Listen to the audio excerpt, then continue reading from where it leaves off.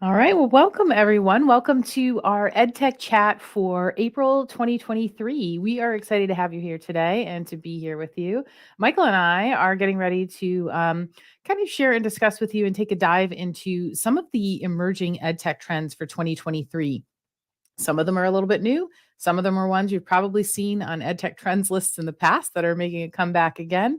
But there are quite a few on the list today, things that we think are interesting and that we think have some teeth in them, things that we think might carry on into future years or might actually start to revolutionize education as we know it and EdTech as we know it. So I'm going to actually toss it over to Michael first. He's going to get us started here with our first EdTech trend. So, Michael, why don't you go ahead and lead off?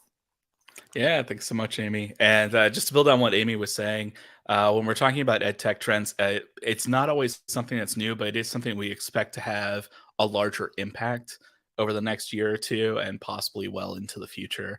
So, again, if you hear something on this list that you're like, I'm actually already familiar with that thing, it's just because we think it might have a larger role to play in the coming years here. And along those lines, have you been following the ed tech chats with us over the past couple of months? This first one's not really going to be any surprise, but we do think that AI and machine learning will have a pretty big impact on educational technology moving forward. And I give a couple of examples of where I could see that happening. We had an entire session. In fact, our first EdTech chat of the year was devoted just to AI and ChatGPT in education and some of the potential challenges that come along with that and some of the potential uses.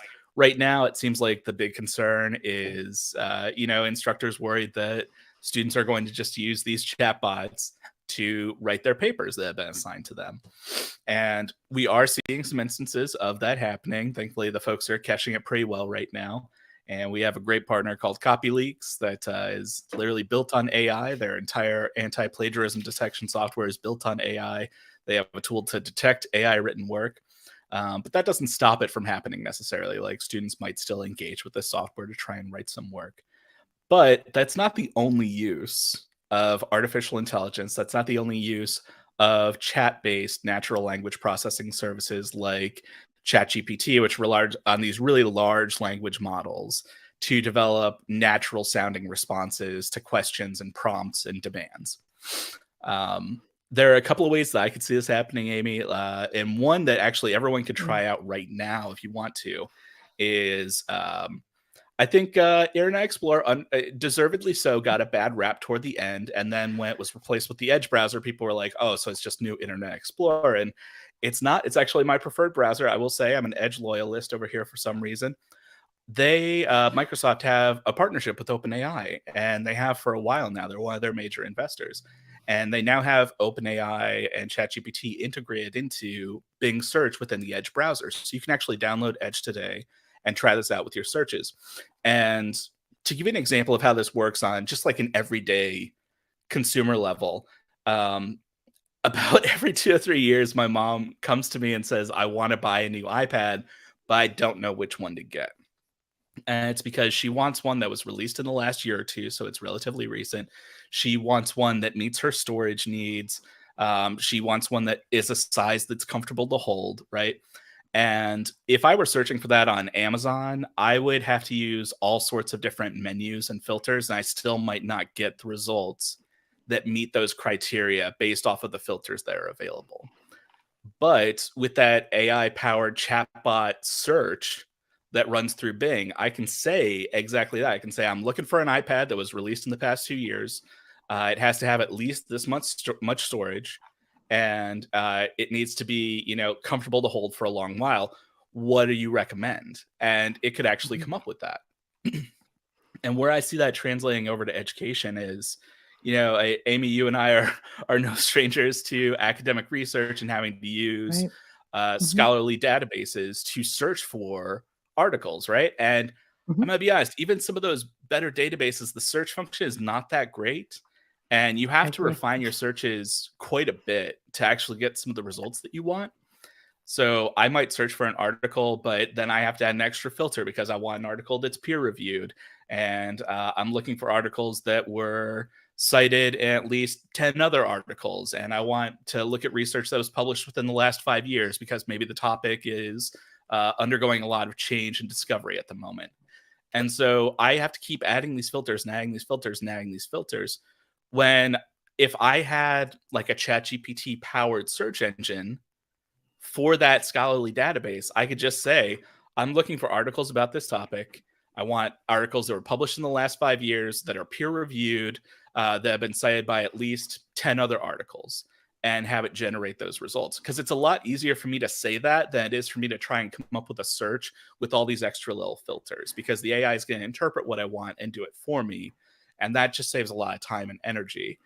So I could see chat powered search becoming more and more powerful, especially since we're already starting to see that implemented on the consumer level through the Edge browser with that built in Bing search. So, again, I would encourage folks to take a look at that. It's available now. In fact, if you are on Windows, they're even giving you access to an AI powered image generator. So just something to keep in mind. I can't use it because I'm on a Mac, but it's a pretty cool little tool out there. So I can see this working pretty well. And we're already seeing AI implemented in a couple of different ways to create more adaptive, like personalized learning experiences. So, by the way, I could talk about this forever. So I'm gonna rein myself back in because I did this last time in our last chat. But Well, I um, think you're I talking oh yeah, about yeah, there go with the personalized experiences, right? So you're talking about the ability to really drill down and get specific in your searches without having to use Boolean operators, which we all know never seem to work the way we want them to when we're looking through like an academic database. Um, ahead. but that kind of speaks to the fact that I'm sort of personalizing my search, right? I'm able to drill down much further. And you alluded to this just a second ago, which is that this is going to in turn allow for more personalization and education as a whole. And we know that personalized learning is definitely becoming a trend again. It was once, then it sort of fell out. But there are a lot of tools now to make personalized learning and personalized learning experiences much easier to create and much more meaningful for people who are, involved in them. And this sort of speaks to a larger trend in education, which is that we are really, really moving into that hybrid learning um, type of world right now. Hybrid learning has been around for a long time. There are lots of different hybrid models. Michael and I teach a course about hybrid learning models. But what we're seeing is post COVID, people are not going back to the one way or the other. There's really this kind of push Pardon. for a personalized hybrid experience where perhaps there's pre and post work online and we're doing like an actual face-to-face practicum, or we're bringing in AI technology or even other technology like AR and VR, which are really important in some of the hybrid learning models. um, but then that all sort of trickles down to this other piece, which is personalized learning and skills based learning. And so, when we think about the skills based learning piece and how that fits in here, um, we are kind of thinking about the fact that, first of all, this is the European Year of Skills. So in Europe, the European Council has deemed 2023 the European Year of Skills. And what that means is that focus on learning is changing and shifting toward a model that promotes lifelong learning, innovation, competitive skills and knowledge gain so that people are competitive in the marketplace. So when we think about how is this learning and how that is important in terms of promoting skills-based learning. And skills-based learning is definitely a trend for 2023, and I think it's going to be a trend for a long time to come. Michael and I recently had the opportunity to hear a speaker talk about the gaps in the workforce and why skills-based learning is going to become so important. Michael and I are also very closely attached to the nursing world, and so we know that this type of learning, skills based learning, is critical. We have nursing shortages, we have shortages in all of the trades. But also, when people come into the workforce, you have all of this fluffy theory behind you, but none of the skill behind it. And I think about just when I became an instructional designer, when I became a college professor, I had a lot of knowledge behind me, but none of the skills to actually do the job. And I had to learn that on the job. And so with the skills-based learning piece being such a trend for this year, and this year being the European Year of the Skills in terms of education, I think that is also a trend for us to watch in 2023 and beyond, and to start thinking about how do we integrate these elements of AI to help us better create personalized learning experiences in a hybrid environment to promote some of the skills-based learning. Um, Obviously, working in the LMS software world, we can see lots of ways to implement this through the LMS, ways to bring in, things like Chat GPT to help us craft some content. Obviously, we always clean that up afterwards, but it gives us new ideas, new ways to think about things. And then we have lots of ways to differentiate learning, both the learning experience and the way that people demonstrate their competency in what we've been teaching through the LMS. And I think that as we think about that skills based learning, we're actually bringing in a couple of other trends, which is that hybrid learning trend, personalized learning, the skills based piece. And then also, there is such a push now for differentiation in learning. It's always been there, but historically, particularly if you're teaching in a hybrid environment or solely online, it took a lot of work to get all of that built inside an LMS. And I think we're finding that there's so many new tools out there to make that an easier lift for us, and that we are really able to create these very dynamic, very personal, very specific learning experiences for people that will hopefully produce not only lifelong learners, but a highly skilled workforce over the next 10 to 20 years, which we know we need. We know we're losing a lot of skill in the workforce. So I think that is also kind of one of those trends to really watch, is that it's really probably four trends there: the hybrid, the skills based learning, and the personalization in things. And I think there are other things that go in there, things like adaptive learning and accessibility. These are all pieces that fit within there as well. And I know, Michael, you had some thoughts about the adaptive learning piece as well in this. Yeah, and what's really kind of striking me as we're getting into this conversation is just how much overlap there is between these technologies. Sometimes we talk about them as if they're these siloed individual things, but when you're talking about the year of skills and developing those skills, or that skills based learning, one challenge that comes along with initiatives like that is you need a lot of expertise and you need it really quickly, and you don't always have access to that expertise. And one Mm, area where I see AI be really helpful in that is the idea of personas. So one really popular mm, use of a service like ChatGPT, as an example, is writing a prompt where you tell ChatGPT to act as if it's a certain type of person. So, one example that I would give is you could tell it to act as if it were a certain historical figure. You could tell it to act as if it's an expert in the field of accounting. You could tell it, this is a job that I'm applying for, right? So you can have students who need career services at universities and colleges, but there are only so many career services reps, and there are a ton of students. So you can have ChatGPT and come up with a prompt that says, this is the description for the job I'm applying for.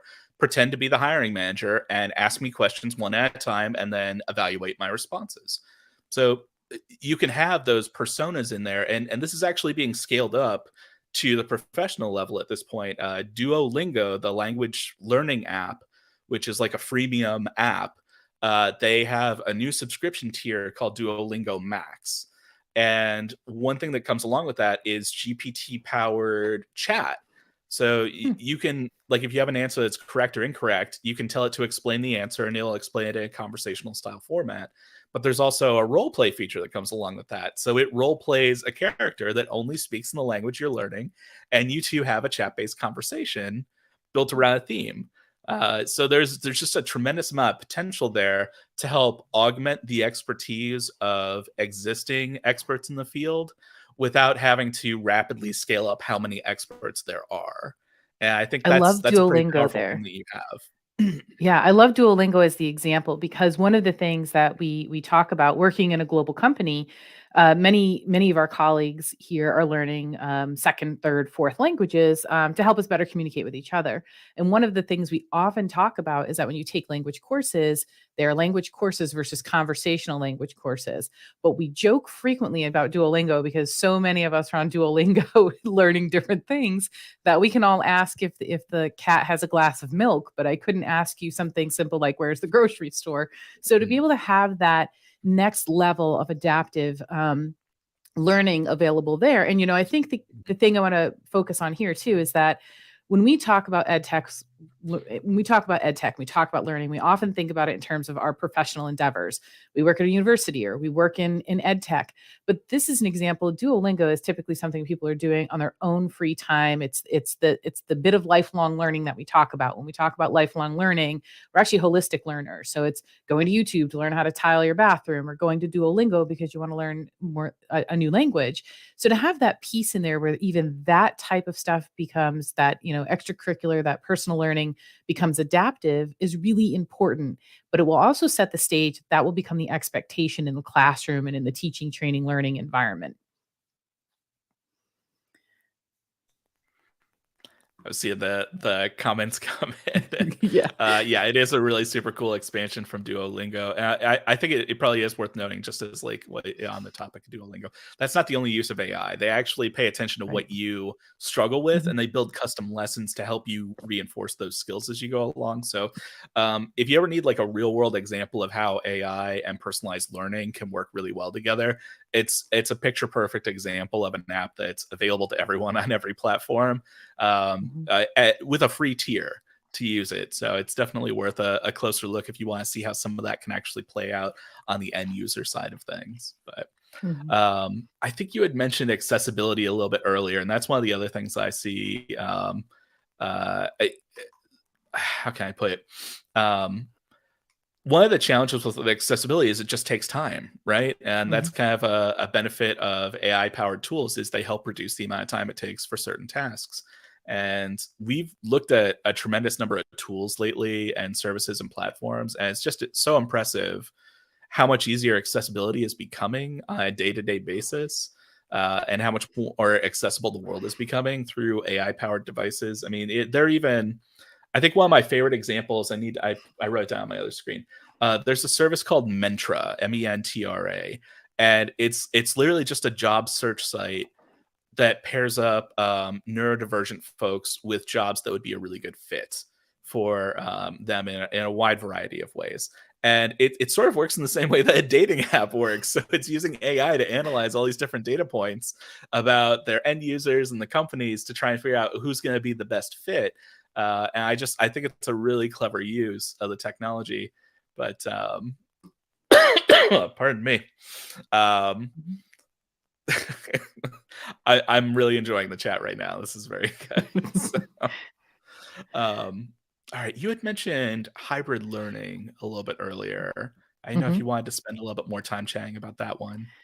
Sure, but before I do that, I want to talk a Mhm. little bit about you talked about the adaptive learning and how apps like Duolingo, but other things as well are taking the data you're putting in, taking your input and using that to create a personalized learning experience.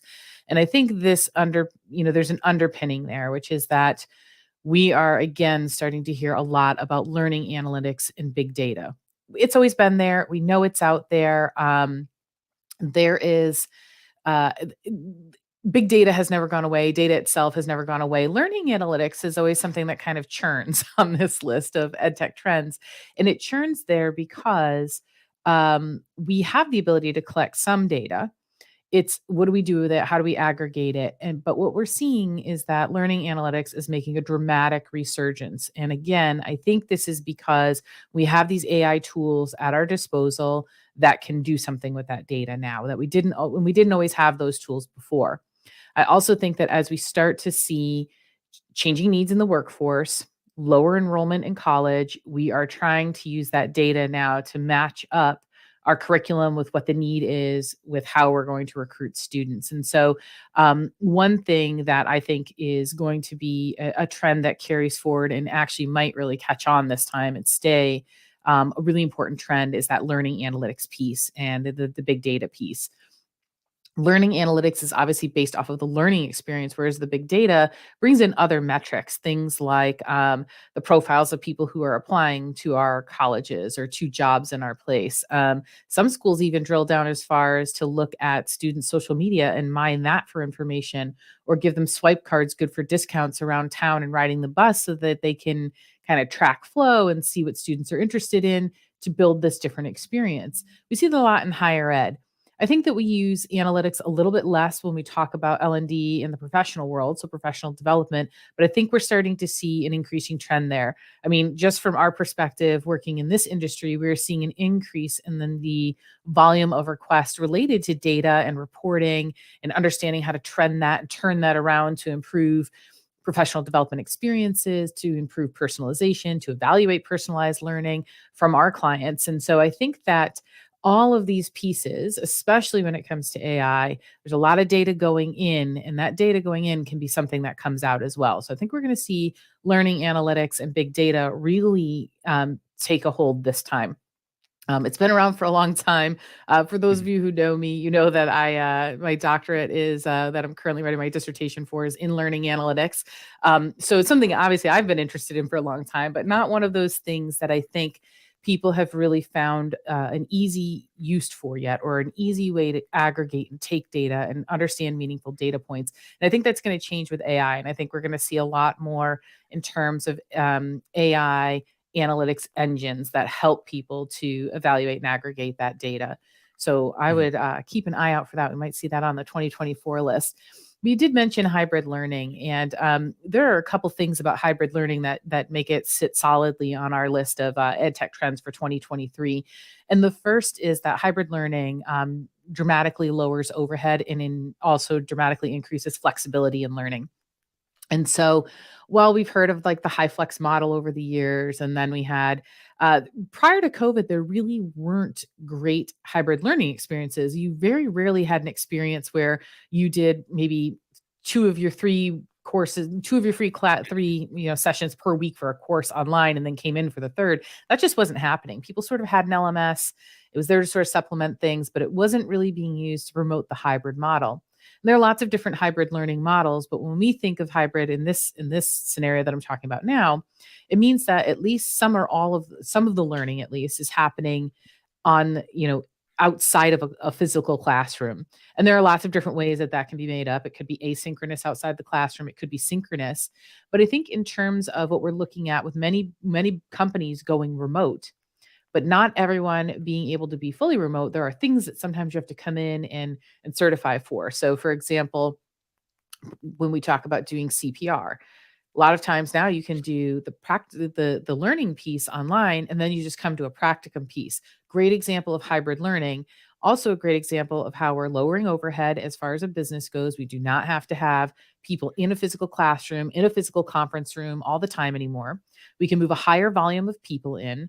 There's that flexibility. So perhaps I'm not able to come on a Saturday between 8 and 5 and sit that whole time to do, the didactic part of this course. But if I'm online and I could do those modules in like a 3-week period leading up to doing the practicum, that's much more flexible. When we use hybrid models and when we promote hybrid learning, we actually promote learning as a whole. We promote success in learning because people have the opportunity. We remove some of the barriers that people typically have, whether those are physical barriers to actually making it to consistently to a face-to-face environment, whether those are financial barriers such as getting back and forth, or I need to work and I need to kind of fit the learning in between. But it also lets us create a different type of learning community where people understand that you can learn anywhere. It doesn't have to happen in a classroom under, the direction of a teacher, a sage on the stage, someone standing at the front telling you what you need to know. Instead, that learning could be happening at home. It could be happening on the computer. It could be happening in a variety of ways, from a variety of different inputs. And I think that what we're seeing in terms of hybrid learning is that people are starting to understand that hybrid and some face to face, there's actually a much larger umbrella that kind of houses all of these hybrid learning experiences and their benefit under them. And so I think that, in the past year, we have heard more and more people say we have a lot more hybrid learning classes now. We're doing all of the didactic is online, and then people are only coming in for labs, or they're only coming in for like this final day where we do role playing or a workshop or something. I think people see the value in both types of learning now, and I think we're going to see that continue.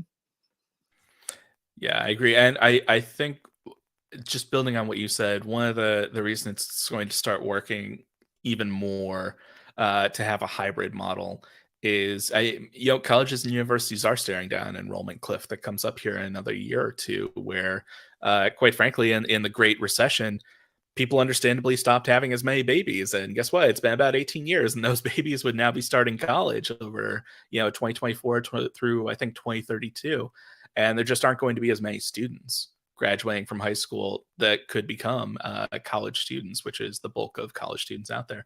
So there's going to be a bigger focus, I think, on non-traditional college students, and to reach those students, you have to meet them where they're at, and very often they are working students. They are working full-time jobs. They might be caretakers, and a hybrid model, like you were saying, it provides that flexibility for folks in those situations where they need that flexibility, right? Where they need to work. They can't just show up to the same class 3 times a week or 4 times a week physically on campus.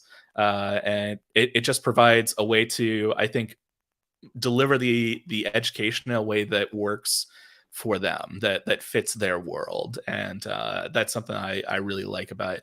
I certainly wish that things were a little bit different and they could devote a little bit more time to education instead of having to juggle so many things at once. But it is nice that we could offer that flexibility at the very least.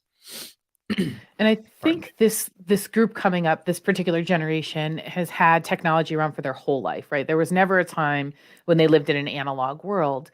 And but the technology they have is different than even the generations before, that millennials and Mhm. zennials and things. And so one of the things that, and you may have touched on this a little bit ago, the alternative types of ways to learn. So I referenced a few minutes ago AR VR. Um, when I worked in a nursing school, they had a simulation lab with mannequins that were responsive to actions that students were taking. So high fidelity simulation. But what are your thoughts, Michael, on where AR and VR are going to fit in education? And I know they're on this list because they've been kind of, again, trending for a little while, Mhm. but I think that the availability of things like VR has changed. It's moving into a more cost-effective and cost-affordable um, range, a little bit, Mhm. not as quickly as some other technology we've seen over time. But what are your thoughts on where that might fit in 2023?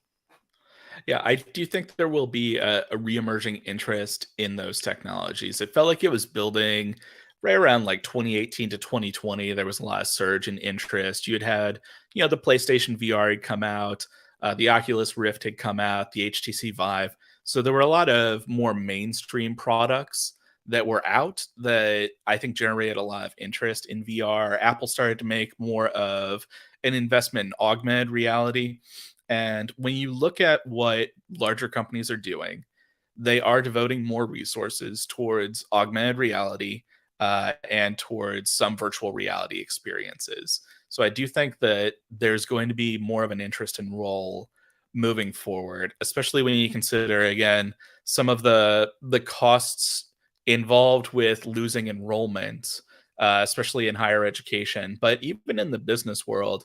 VR, in particular, the way I like to explain that to people is it's not always the best option, but it's usually the second or third best option.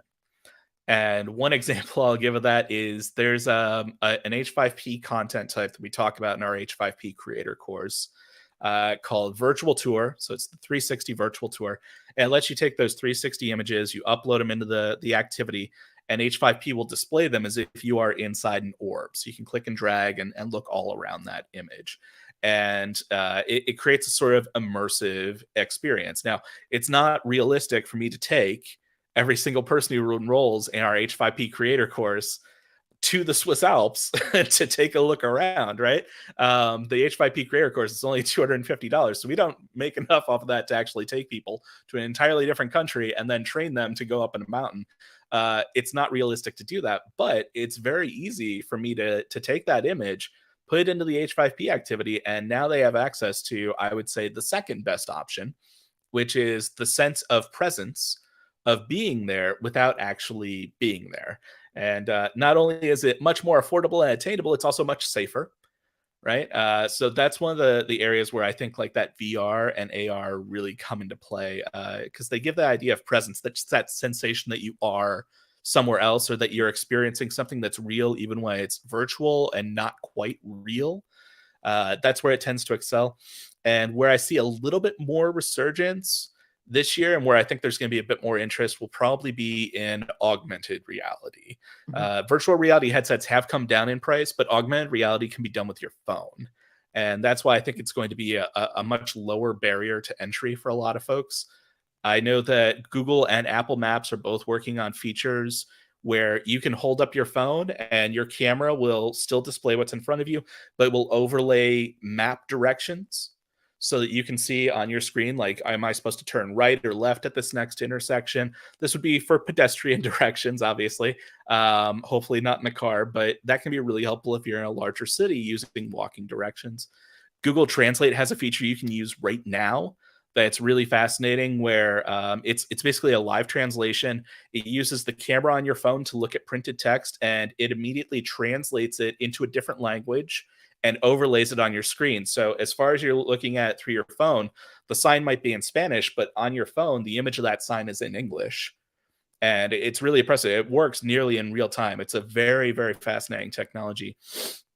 And I will say, I think a lot of folks get caught up on the headsets, like their augmented reality headsets, their virtual reality headsets. But a really popular form of AR that a lot of people aren't as familiar with is called window on world. So instead of headsets, window on world, which is just a screen that you're interacting with in some way, shape, or form. So an example of like a window on world virtual reality, augmented reality type of experience would be a company called Anatomage.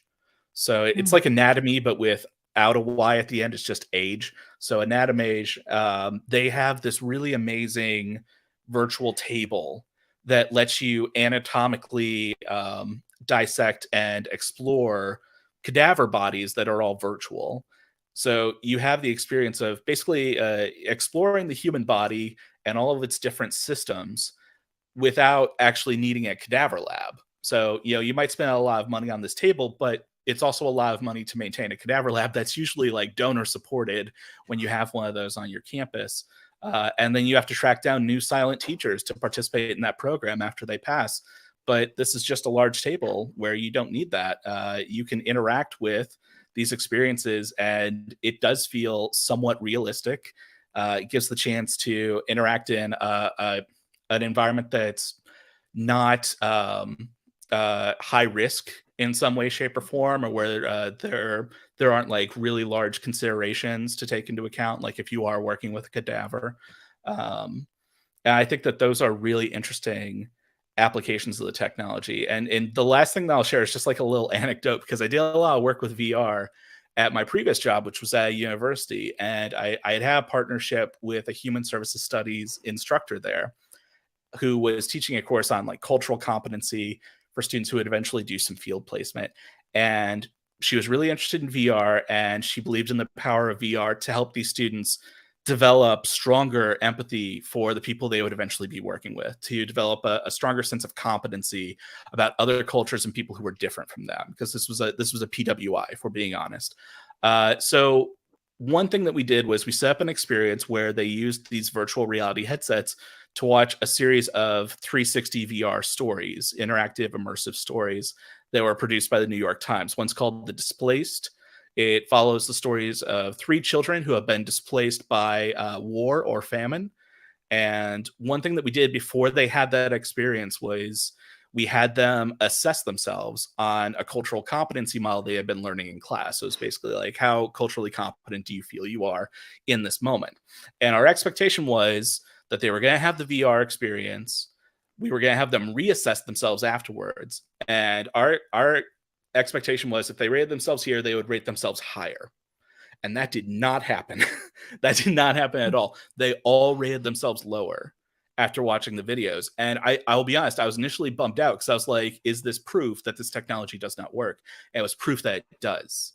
And the reason that they had rated themselves lower is because they realized how little they knew after Mhm. watching those videos. They realized how little they understood about others, and they were able to more realistically assess themselves on that scale.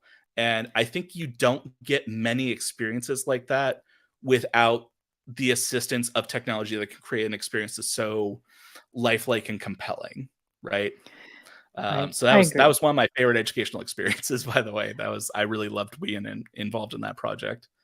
I agree. And Jack posted something here in the comments, which is that one notable factor is that VR and AR oftenly rely on sightedness to engage, which has implications for accessibility.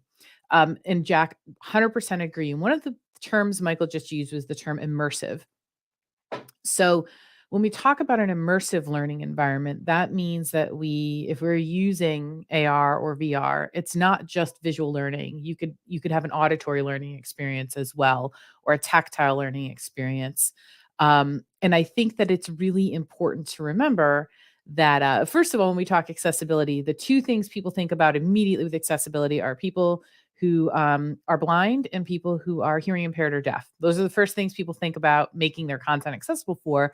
But there are other things. So when we talk about VR, for example, there are other things to think about. So, for example, if you have vertigo or you are someone who gets motion sick easily, you are not going to be able to participate. And I know this from experience in a VR simulated.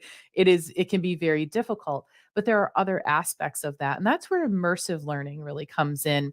And it's definitely something that Michael had on our list. And as we were talking in prep for this session, we talked a bit about what immersive learning means to each of us, and thankfully we're aligned on what it means to us. But it's the ability for people to come into whatever the learning activity or environment is and be able to have in the end have had a very similar experience or gained the same amount of knowledge or taken away the same amount, um, no matter how they went through that experience, whether it was completely sighted or through hearing or through just the physical, like tactile experience there, or other ways that people bring things in through sensory pieces.